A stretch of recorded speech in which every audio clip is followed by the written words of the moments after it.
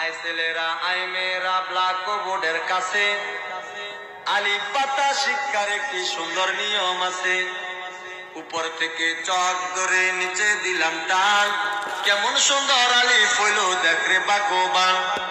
ডান দিকতে চক ধরে বাম দিকেতে যা, নিচে একটা নক্তা দিলে হয়ে যায় রে বা।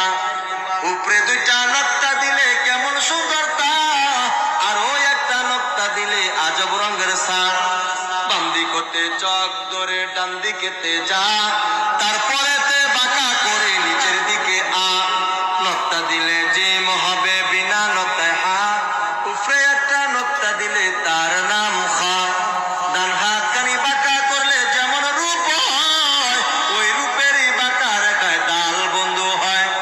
জাল বানাইতে মনে চায় চক হাতে নাও, শুধুমাত্র নক্তা একটি উপরে বসায় দাও।